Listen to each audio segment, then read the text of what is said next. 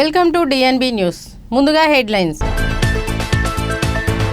అగ్ని ప్రమాదంతో 18 ఎకరాల జమాయిల్ సుబాబుల్ తోటలు దగ్ధం.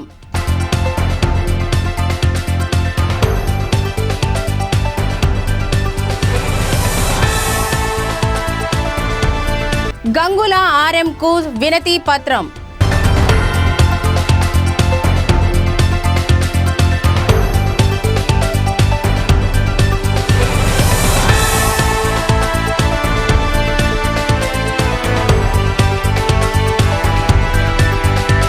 కరీంనగర్ నియోజకవర్గాన్ని తెలంగాణలోనే అగ్రస్థానంలో నిలపాలని పిలుపునిచ్చిన మాజీ మంత్రులు గంగుల కమలాకర్, జీవన్ రెడ్డి.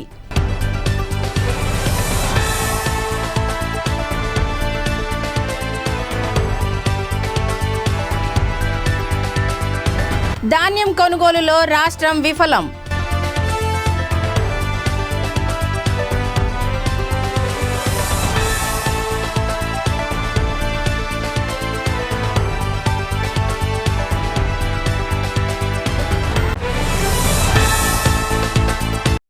గర్భిణీ స్త్రీలకు ఉమ్మనీరు తగ్గడం వంటి సమస్యలా?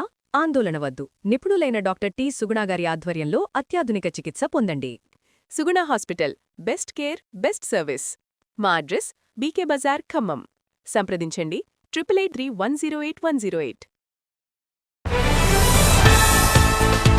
ఖమ్మం జిల్లా వైరా, కొణిజర్ల మండలాల్లో అగ్ని ప్రమాదంతో 18 ఎకరాల జమాయిల్ సుబాబుల్ తోటలు దగ్ధమయ్యాయి. వైరా మండలం గొల్లపూడి గ్రామానికి చెందిన రంగా అప్పారావు అనే రైతుకు చెందిన 10 ఎకరాల జమాయిల్ తోట దగ్ధమైంది. జమాయిల్ తోట పక్కన కొంతమంది రైతులు పంట పొలంలో నిప్పు పెట్టడంతో ప్రమాదవశాత్తు నిప్పంటుకుని 10 ఎకరాల జమాయిల్ తోట దగ్ధమైంది. దీంతో రైతుకు 10 లక్షల రూపాయల ఆస్తి నష్టం వాటిల్లిందని రైతు ఆవేదన వ్యక్తం చేశారు. కొణిజల్ల గ్రామ సమీపంలో చింతల శ్రీనివాసరావు అనే రైతుకు చెందిన 8 ఎకరాల సుబాబుల్ తోట విద్యుత్ షార్ట్ సర్క్యూట్తో పూర్తిగా దగ్ధమైంది. దీంతో రైతుకు 8 లక్షల రూపాయల ఆస్తి నష్టం వాటిల్లిందని రైతులు ఆవేదన వ్యక్తం చేశారు. అగ్ని ప్రమాదంలో నష్టపోయిన పంటలకు ప్రభుత్వం నష్టపరిహారం ఇవ్వాలని రైతులు డిమాండ్ చేశారు. అగ్నిమాపక సిబ్బంది ఘటనా స్థలానికి చేరుకొని మంటలను ఆర్పివేశారు. కొణిజర్ల మండలం, కొణిజర్ల గ్రామం వ్యవసాయ రైతు సుబాబులు వేయటం ఇప్పుడు 3 సంవత్సరాలు అయింది. కోతకొచ్చింది. నోటికొచ్చే సమయంలో కరెంటు ట్రాన్స్ఫారం పేరి సుబాబులు పంటలో పడి మొత్తం కాలిపోవడం జరిగింది. సుబాబులు 4 ఎకరాలు పంట నష్టం జరిగిందండి. ఈ గవర్నమెంటు నష్టపరిహారం కొద్దిగా ఆదుకోవాలని రైతుని కోరుతున్నాము. 10 లక్షలకు నష్టం జరిగింది. రైతులు ఆదుకోవాలని కోరుతున్నాం. చెప్పండి. మాది గొల్లపూడి రంగా వెంకటప్పయ్య. ఇక్కడ మా తమ్ముడికి నాకు కలిపి 10 ఎకరాల పొలం ఉంది. దీంట్లో జామాయిలు వేసాం. కోతకు రెడీగా ఉంది. ఇది నిప్పు రవ్వలు కొంతమంది చాలక పెట్టిన వాళ్ళు, వాటి వల్ల ఇటించి వచ్చి మా చేలో పడింది. మా చేలో మొత్తం కాలింది. ఇప్పుడు ఒక 10 లక్షల దాకా పెట్టాం. ఇప్పుడు ఈ కర్ర అమ్ముతో 10-12 లక్షల దాకా వచ్చాయి. ఇప్పుడు ఇది కాలిపోయింది కాబట్టి ఇక మాకు వచ్చేది ఏమి ఉండదు. అది సహాయం చేయాలని కోరుకుంటున్నాం. ఎస్కే మహబూబ్ పాషా నా పేరు. ఈ రెబ్బవరం గ్రామం పరిధిలో ప్లాస్టిక్ రీసైక్లింగ్ కంపెనీ పెట్టాను. సడన్గా మంటలో ఇటు జామాయిల నుంచి రైతు వారు ఎవరు పెట్టారో తెలియక ఇటు నుంచి సడన్గా వచ్చి ప్లాస్టిక్ కంపెనీ మీద పడి మోటార్లు అవి ఇవి కాలిపోయడానికి ఫైర్ ఇంజన్ పోలీసులు వచ్చి దాన్ని అదుపులో తీసుకున్నారు. సడన్గా దాన్ని ఆర్పారు. అందువల్ల నేను వాళ్ళకి నా పరిస్థితి చాలా అంతా ఆగమైపోయేది. 20 లక్షలు పెట్టుబడి పెట్టి మొత్తం పెట్టాను. 10-12 మందికి వర్క్ చూపించుకుంటా ఇదంతా నేను చేయించుకుంటున్నాను. ఇది రైతులు కరెక్ట్ కాదు. నిప్పు ఎప్పుడంటే అప్పుడు పెట్టుకోకూడదు. ఈ నిప్పుకి వాళ్ళు దగ్గరుండి నిప్పు పెట్టుకోవాలి, లేదా దాన్ని అదే ఫోన్ చేసి పిలిపించి ఇది చేసుకోవాలని మనది. ఇక్కడ ఎవరు పెట్టే తెలియట్లే. చాలా మీద అన్నీ మొక్కజొన్న చేలు, వరి పొలాలు అన్నీ అయ్యేటప్పుడు ఎక్కడ పెట్టింది తెలియకుండా మొత్తం పడుతుంది. 100 ఎకరం కాలుతుంది. ఏమైంది? కనీసం 150 ఎకరం పైనే కాలింది. 100-150 ఎకరం కాలింది. ఎక్కడ కాలితే వరి పొలాలు అన్నీ పెట్టి కాబట్టి పైరు పంట చేను కొట్టుడికి వచ్చింది. ఈ సంవత్సరం కొడదాం అనుకున్నాం. ఏం చెప్పి ఎవరు పెట్టింది తెలియకుండా పెడుతున్నారు. మనం ఏం చేయగలం? అది డోజర్ వేసి చుట్టూ నెట్టిన ఆ రోజు ఏది నెట్టినా ఎప్పుడు ఎవరు పెడతారో తెలియట్లే. ఎటు నుంచి వస్తుందో తెలియదు. కిలోమీటర్ పోతుంది వెళ్ళిపోయినా పరిస్థితి అది. గంగుల ఆర్ఎంకు వినతి పత్రం. వడ్ల కొనుగోలుపై ప్రశ్నించినందుకే ఓ ఆర్టీసీ డ్రైవర్పై వేటు వేయడాన్ని ఖండించారు. మాజీ మంత్రులు గంగుల కమలాకర్, జీవన్ రెడ్డి జగిత్యాల ఆర్టీసీ డ్రైవర్ను విధుల నుండి తొలగించడాన్ని నిరసిస్తూ నేడు మాజీ మంత్రుల గంగుల కమలాకర్, జీవన్ రెడ్డిల ఆధ్వర్యంలో గులాబీ శ్రేణులు ఆందోళన బాట పట్టారు. తొలగించిన ఆర్టీసీ డ్రైవర్ను వెంటనే విధుల్లోకి తీసుకోవాలంటూ ఆర్టీసీ ఆర్ఎంకు వినతి పత్రాన్ని అందించారు. ప్రజాపాలన ప్రభుత్వం అంటూ అధికారంలోకి వచ్చిన కాంగ్రెస్ ప్రభుత్వం నియంతృత్వ పాలన కొనసాగిస్తుందన్నారు.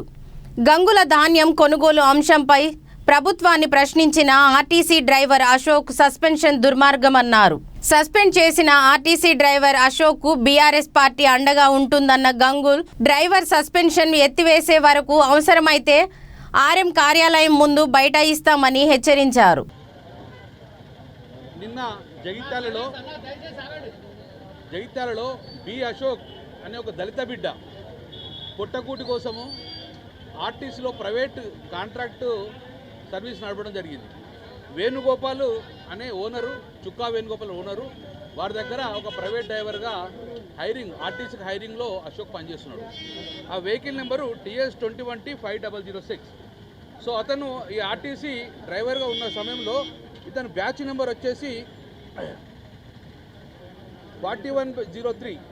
ఇతను B Ashok batch number 41/03 PHP driver.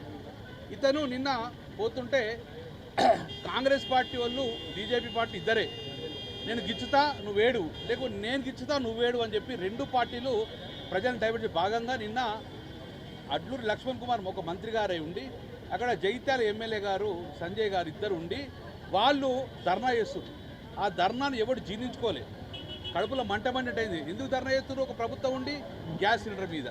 ఆ ధర్నా చేసినప్పుడు ఒక ఆర్టీసీ డ్రైవర్ అశోక్ అనే వ్యక్తి, నువ్వు మొదలు వాళ్ళ ఊరోళ్ళు కనబడ్డారు, వాళ్ళ కళ్ళ ముందు ప్రభుత్వం యొక్క వ్యతిరేకంగా కనబడ్డది. ప్రభుత్వం కొనుగోలు చేస్తలేదు, అటు మక్కలు కొంటలేదు, అటు వడ్లు కొంటలేదు. కాబట్టి వారి ఆవేదనను మొత్తం కూడా, వారి ఆవేదన ఆయనకు భూమి ఉన్నోళ్ళు తెలియదు, కానీ ప్రజల రైతుల ఆవేదన మొత్తాన్ని కూడా ఏమంటారు? ఒక వ్యక్తిని తిట్టలే, ఒక మంత్రిని తిట్టలే, ఒక ఎమ్మెల్యేని తిట్టలే, ఒక ఏ ప్రభుత్వాన్ని తిట్టలే. ప్రభుత్వం సూచించిండు ఎందుకు ఈ పెట్రోల్ ధరలు ఎప్పుడన్నా పెంచుకొచ్చి తగ్గించవచ్చు, కానీ రైతులు పండించిన పంటను వర్షం పడితే ఇబ్బంది పడుతుంది, కాబట్టి ఇమ్మీడియట్గా కొనుగోలు చెయ్యండి అని ఒక రిక్వెస్ట్ రూపకంగా అడిగింది ప్రభుత్వాన్ని. అతను ఏ పార్టీ కార్యకర్త కాదు, ఏ పార్టీ కండవ తీసుకోలేదు, ఒక ఆర్టిస్ట్ డ్రైవర్గా మాత్రమే ఒక ప్రజల బాధను చెప్పడం జరిగింది. దానికి ఈరోజు ఎంత ఘోరం! అతను రెక్కాడితే డొక్కాడలేని కుటుంబం, 20,000 జీతగాడు, అతను సంపాదిస్తేనే కుటుంబం పోషణ, ఒక దళిత బిడ్డ ఆస్తులేరు. ఇమ్మీడియట్గా ఆర్ఎం గారు ఆయనను సస్పెండ్ చేయమని ఆర్డర్ చేయడము, డిఎం జగిత్యాల గారు ఆర్డర్ ఇచ్చిన సస్పెండ్ రిమూవ్ చేయడం జరిగింది. ఎంత 1975లో మేము చూడలే ఎమర్జెన్సీ, కానీ మా కళ్ళ ముందు ఉండగా ఈరోజు రేవంత్ రెడ్డి ప్రభుత్వము ఎమర్జెన్సీ విధిస్తాడు. ఏమన్నాడు? ఏం పాపం చేసిండు? ఆయన రైతుల గురించి మాట్లాడినందుకు ఆయన రిమూవ్ చేస్తావా? వారి కుటుంబానికి అండగే ఉన్నది. అందుకే మేము కూడా ఆర్ఎం గారిని అడిగాం, నాకు కూడా తెలియదు సార్ డిఎం ఏం చేసిండు అని చెప్పిండు. ఇది వ్యవస్థ. మిత్రులు కమలాకర్ గారు పేర్కొన్నట్టు బీజేపీ కాంగ్రెస్ రెండు తోడు దొంగల్లా అని చెప్పి అంటున్నారు. వాస్తవంగా ఇవాళ రాష్ట్రంలో పెట్రోల్ డీజిల్ ధరలు పెరగటానికి బీజేపీ పార్టీది ఎంత బాధ్యత ఉందో కాంగ్రెస్ పార్టీది కూడా అంతే బాధ్యత ఉన్నది. ఇలా బీజేపీ పార్టీ ఏదైతుందో ఆయిల్ కంపెనీలకు అండగా ధరలు పెంచితే, కాంగ్రెస్ పార్టీ ఏదైతుందో ఇలా రాష్ట్ర ప్రభుత్వం బొక్కస నింపుకోవడానికి కొరకు వీళ్ళు పెట్రోల్పై 35% వ్యాట్ ఉంది, డీజిల్పై 27% వ్యాట్ ఉంది. నిజంగానే మీకు ఏదైతుందో పెట్రోల్ డీజిల్ ధరలు తగ్గాలనే ఒక ఆలోచన రేవంత్ రెడ్డి గారికి ఉన్నట్టయితే నువ్వు ఆ పెట్రోల్ మీద ఉన్నట్టుగా వ్యాట్ 35% 10% తగ్గించవా? నిజంగా నీకు నిరుపేద వర్గాలకు ఏదైతే వాహనాలకు సౌకర్యం కల్పించాలి, ఆటో కార్మికులకు అండగా నిలవాలని చెప్పి భావించినట్టయితే ఆ డీజిల్పై ఉన్నట్టుగా 27% వ్యాట్ని ఏదైతే ఉందో ఓ 10% తగ్గించు. నీకు ఆ చిత్తశుద్ధి లేకుండా ఇప్పుడు ఆశ్చర్యపోతులు మొత్తం జగించాల. ఎవడైనా కాంగ్రెస్ పార్టీ అధికారాలు ఉన్నోడు రోడ్డు మీద కూర్చుంటాడే?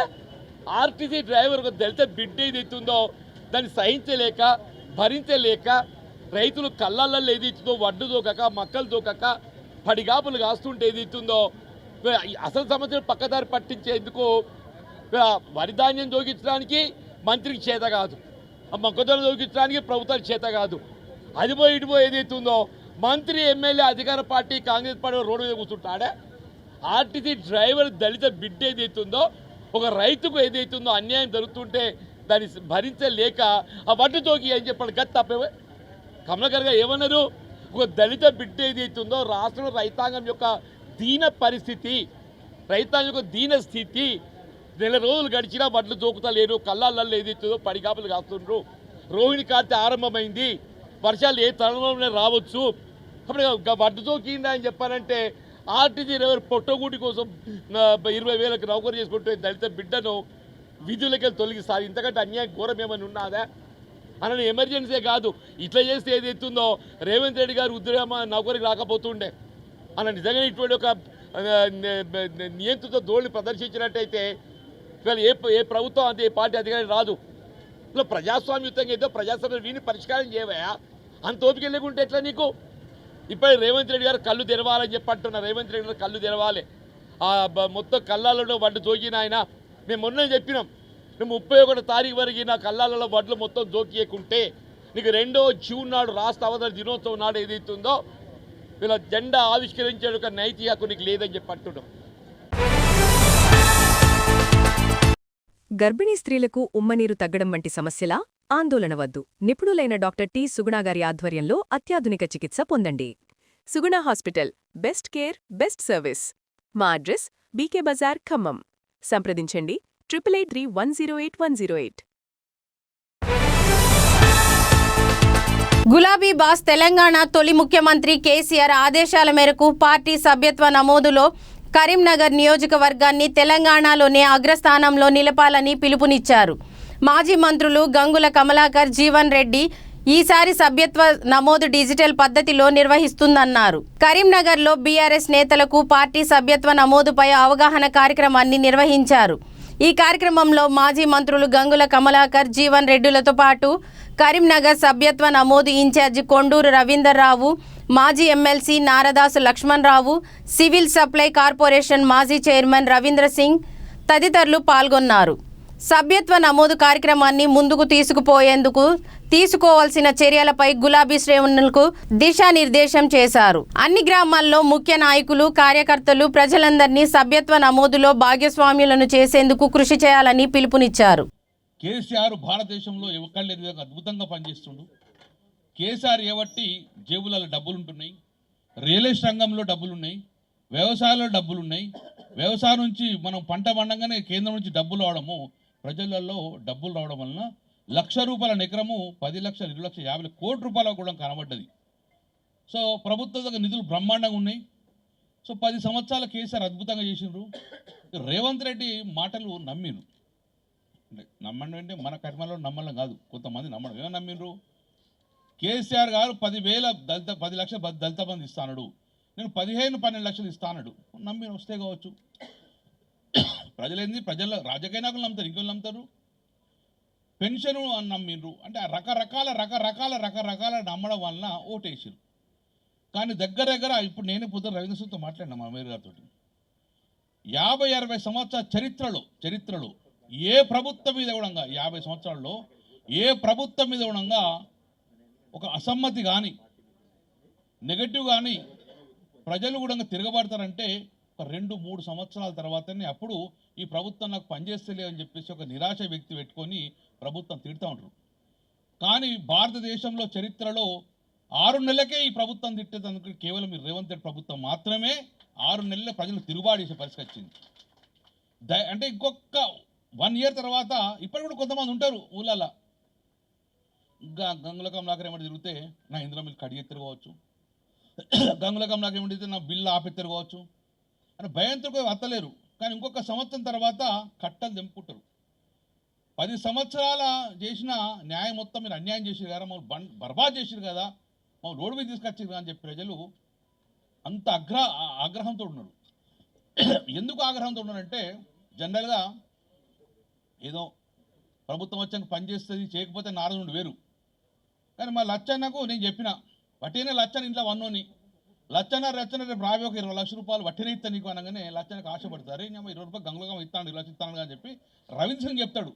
నాకు 20 లక్షలు ఇస్తాడు, నీకు 10 లక్షలు ఇస్తాను చెప్తే అంటే ఈ రాష్ట్ర ఏర్పాటు ఉద్యమానికి సంబంధించి కూడా వారు కరీంనగర్ జిల్లాని ఎంచుకున్నారు. వారు సిద్దిపేటకి వెళ్ళి ఏదైతుందో శాసనసభ్యుడిగా రాజీనామా చేసి ఎన్నికలకు పోబోయే ముందు టీఆర్ఎస్ పార్టీ ఏర్పాటు చేస్తున్నటువంటి ఒక సందర్భంగా వాటి మొట్టమొదటి సింహగర్జన సభ ఏదైతుందో కరీంనగర్ జిల్లా కేంద్రంగా ఏర్పాటు చేశారు. అంటే ఉద్యమం ఆరంభమైందే ఇక్కడికి వెళ్ళని చెప్పి అంటున్నాను. అంటే కరీంనగర్కు ఉన్నటువంటి ఒక ప్రత్యేకత, తెలంగాణ రాష్ట్రానికి ఉండే ఒక ప్రత్యేకతకు అనుబంధానికి ఇది నిదర్శనం అని చెప్పి అంటున్నాను. మిత్రుడు కమలాకర్ గారు, సరే నేను 6 సార్లు ఎమ్మెల్యే గెలిచిన కానీ ఆయనంతా కంటిన్యూస్గా 4 సార్లు గెలిచినోడు కాదు. నడువు తప్పకుండా 42 దొర్లుకుంటా పొర్లుకుంటా వచ్చినోడు నేను. 4 సార్లు కంటిన్యూస్గా గెలిచినోడు కరీంనగర్ జిల్లాలో ఎవరు అంటే అక్కడ కేటీఆర్ గారే ఉన్నారు, ఇక్కడ గంగుల కమలాకర్ ఉన్నారు.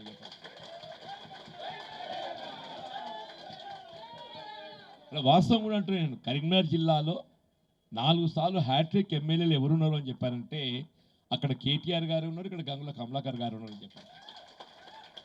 నేను 3 సార్లు మాత్రమే గెలిచిన 96, 99, 2004. 2009కి వచ్చే వాళ్ళకి తప్పిపోయింది. నాది 3 సార్లే, వీరిది 4 సార్లు అని చెప్పి అంటారు. సరే ఇంకా 3 సార్లు వచ్చి నేను మధ్య గ్యాప్ వచ్చుకుంటా అటు ఇటు చేసుకుంటా. 5వసారి గెలుస్తాడు.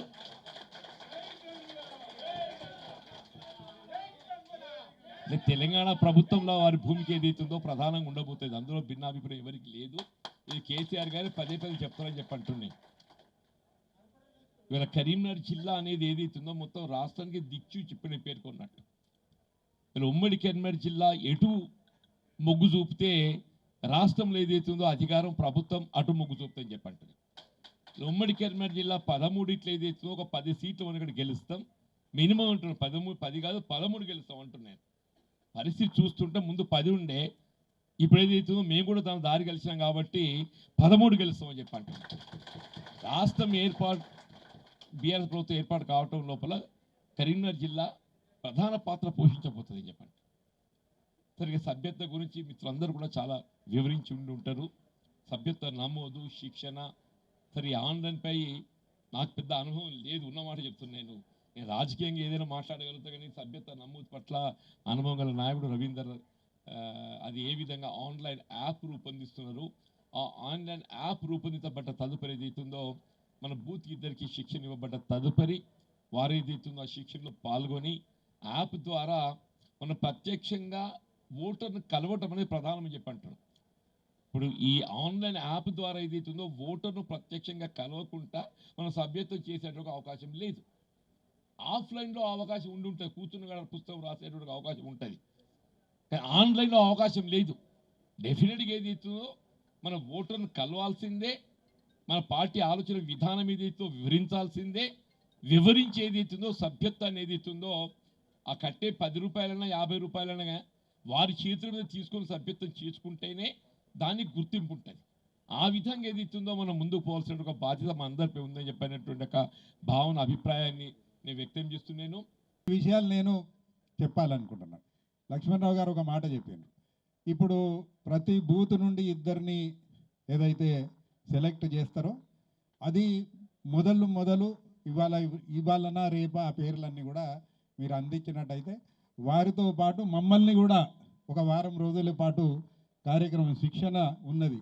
శిక్షణ తర్వాత మీ అందరితో కలిసి మళ్ళీ అంటే ఒక డీటెయిల్డ్ మీటింగ్ అప్పుడు ఏర్పాటు చేసుకొని కార్యక్రమం ఎట్లా ముందుకు పోవాలనేది ఈ డిజిటల్ ఇప్పుడు యాప్ ద్వారా ఏదైతే మెంబర్షిప్ చేయాలనో దీని గురించి మనకు తెలియజేసిన తర్వాత మీ అందరితో కలిసే మీటింగ్ మళ్ళీ తదుపరి ఒక మీటింగ్ ఏర్పాటు చేయడం జరుగుతుంది. కాకపోతే ఇవాళ మనం అందరం కలిసినాం కాబట్టి 2-3 విషయాలు నేను క్లుప్తంగా ఎక్కువ మాట్లాడకుండా మీకు చెప్తామని అనుకుంటున్నాను. ఇప్పుడే అన్నాం మనమందరం కూడా మన పార్టీ ఏదైతే ఉన్నదో ఇప్పుడే ఎమ్మెల్యే గారు మాట్లాడినారు.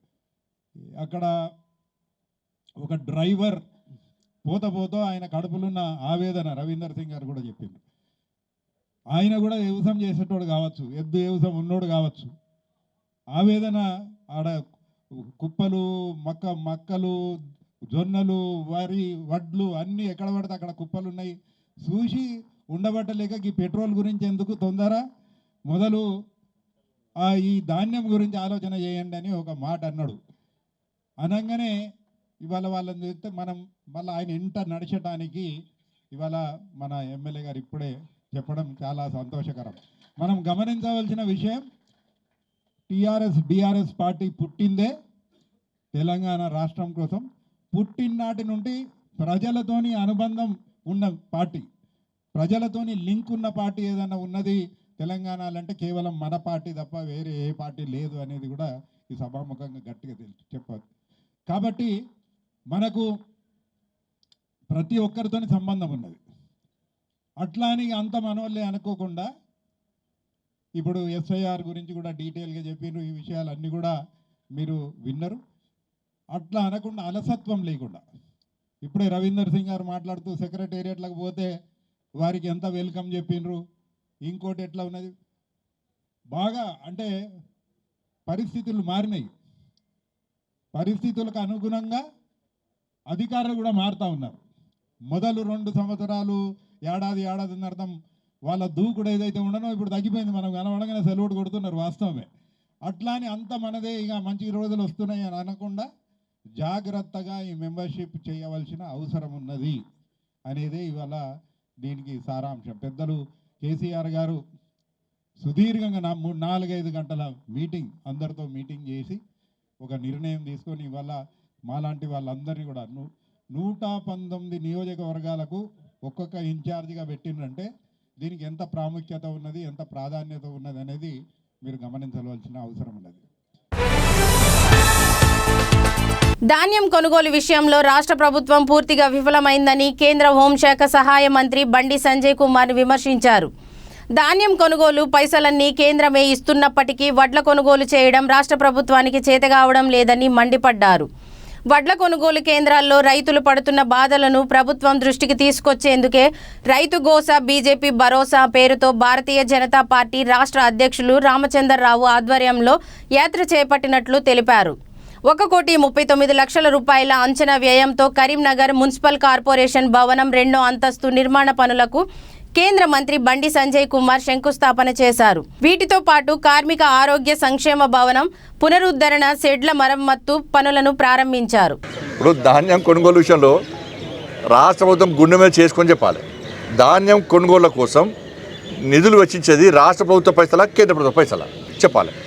ఇన్ని సంవత్సరాలు లేనిది ఇప్పుడు కొత్తగా ఈసారి కొనంటదా కేంద్ర ప్రభుత్వం? రాష్ట్ర ప్రభుత్వము మధ్యవర్తిత్వం వహిస్తుంది. సుధీల్ తాడు పైసలు కానీ, గోనె సంచి పైసలు కానీ, అక్కడ లేబర్ పైసలు కానీ, ట్రాన్స్పోర్టేషన్ పైసలు కానీ, చివరకు అక్కడ పనిచేసే ఎంప్లాయీస్ ఉంటారు, వాళ్ళకు కూడా ఖర్చు కేంద్ర ప్రభుత్వం ఇస్తుంది. దీంతోపాటు గోడౌన్లలో స్టోరేజ్ కోసం కూడా పైసలు కేంద్ర ప్రభుత్వం ఇస్తుంది. రాష్ట్ర ప్రభుత్వం మధ్యవర్తిత్వం వహించేది కూడా కమిషన్ కూడా కేంద్ర ప్రభుత్వమే ఇస్తుంది. ఇది వాస్తవం. ఇది ఒక తెలంగాణ రాష్ట్రంగా దేశవ్యాప్తంగా ఉంటుంది. కాబట్టి కొనుగోలు చేయడంలో, ప్రణాళిక తయారు చేయడంలో ఇలా రాష్ట్ర ప్రభుత్వం విఫలమైంది. ఇలా మేము చెప్పడం కాదు, వాళ్ళ పార్టీకి సంబంధించిన ఎమ్మెల్యేనే క్షమాపణ చెప్పిండు. వాళ్ళ పార్టీ సంబంధించిన ఎమ్మెల్యేనే క్షమాపణ చెప్పిండు. మేము దానికి సమాధానం వాళ్ళే చెప్పుకోవాలి. కాబట్టి జరిగింది ఏదో జరిగిపోయింది. భేషజాలకు పోకుండా ఇప్పటికైనా అందరు కలిసి సమన్వయంతో యుద్ధ ప్రాతిపదికన కొనుగోలు ప్రారంభించి రైతులకు ఇబ్బంది కాకుండా కొనాల్సిన బాధ్యత రాష్ట్ర ప్రభుత్వం ఉంది. రైతులు నష్టపోకుండా ప్రతి గింజ కొంటాను మాటించారు కాబట్టి ప్రతి గింజ కొనండి, బోనస్ ఇవ్వండి, ఇస్తే రైతులు సంతోషంగా ఉంటారు. ఇలా మా రాష్ట్ర అధ్యక్షుడి గారి నేతృత్వంలో శాసనసభ్యులు, పార్లమెంట్ సభ్యులు అందరూ కూడా రైతు గోసా బీజేపీ భరోసా పేరు మీద అన్ని కొనుగోలు కేంద్రాలను ఇలా సందర్శించే ప్రయత్నం చేస్తున్నారు. దీన్ని ప్రభుత్వం తీసుకు సమస్య తీసుకోవాలని ప్రయత్నం చేస్తున్నాం. కాబట్టి ఈ విమర్శలు ప్రతివిమర్శలు కాకుండా వెంటనే యుద్ధ ప్రతిపాదన ఈ కొనుగోలు ప్రారంభించాలని చెప్పి రాష్ట్ర ప్రభుత్వాన్ని డిమాండ్ చేస్తున్నాను. నేను పార్లమెంట్ సభ్యునిగా గెలిచిన తర్వాత ఇప్పటివరకు దాదాపు 20,000 కోట్ల రూపాయలకు పైగా నిధులు కరిమే తీసుకొచ్చినాం. దాంతోపాటు లా కాలేజ్ 12B హోదా ఇచ్చినాం షాదవన్ రెడ్డికి, ఎస్ఆర్ కాలేజ్కు అటానమస్ హోదా ఇచ్చినాం, ఉమెన్స్ కాలేజ్కి ఇచ్చినాం. ఇవాళ సిఆర్ఎఫ్ ఫండ్స్ కింద దాదాపు 400 కోట్ల రూపాయలు తీసుకొచ్చి మండల్కు కనెక్టివిటీ ఉండే విధంగా రోడ్లు వేస్తున్నాం. ఈజీఎస్ నిధుల కింద ప్రతి గ్రామానికి నిధులు ఇచ్చినాం. దాంతోపాటు మొన్న ఈజీఎస్ నిధులు మళ్ళా దాదాపు 5 కోట్ల రూపాయలు ఇచ్చినాం. ఇలా స్టేడియంను అధునీకరించినాం. మొన్న జమ్మికుంటలో స్టేడియం నిర్మాణం కోసం దాదాపు 7 కోట్ల రూపాయలు కేటాయించినాం. హుస్నాబాద్, జమ్మికుంట, వెమ్లవాడకు సంబంధించి హాస్పిటల్స్ అన్నిటి కూడా ఫుల్ ఫ్లెడ్జ్ ఎక్విప్మెంట్స్, దానిలో పోయిన పేషెంట్ బయట ప్రైవేట్ హాస్పిటల్ పోకుండా ఉండే విధంగా ఫుల్ ఫ్లెడ్జ్ హాస్పిటల్ మనం తయారు చేస్తాం. ప్రభుత్వ పాఠశాలలో చదివే 10వ తరగతి విద్యార్థులందరూ కూడా దాదాపు 20,000 సైకిళ్లను మోడీ గిఫ్ట్ పేరు మీద ఇచ్చిన విషయాన్ని మనం గుర్తుంచుకోవాలి. గర్భిణీ స్త్రీలకు ఉమ్మనీరు తగ్గడం వంటి సమస్యల ఆందోళన వద్దు. నిపుణులైన డాక్టర్ టి సుగుణ గారి ఆధ్వర్యంలో అత్యాధునిక చికిత్స పొందండి. Suguna hospital, best care, best service. మా అడ్రస్ బీకే బజార్, ఖమ్మం. సంప్రదించండి 883108 అగ్ని ప్రమాదంతో 18 ఎకరాల జమాయిల్ సుబాబుల్ తోటలు దగ్ధం.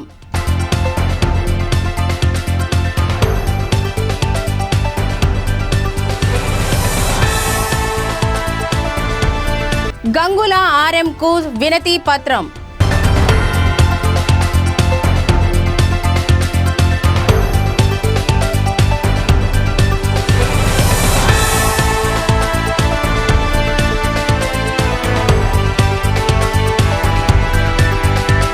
కరీంనగర్ నియోజకవర్గాన్ని తెలంగాణలోనే అగ్రస్థానంలో నిలపాలని పిలుపునిచ్చిన మాజీ మంత్రులు గంగుల కమలాకర్, జీవన్ రెడ్డి.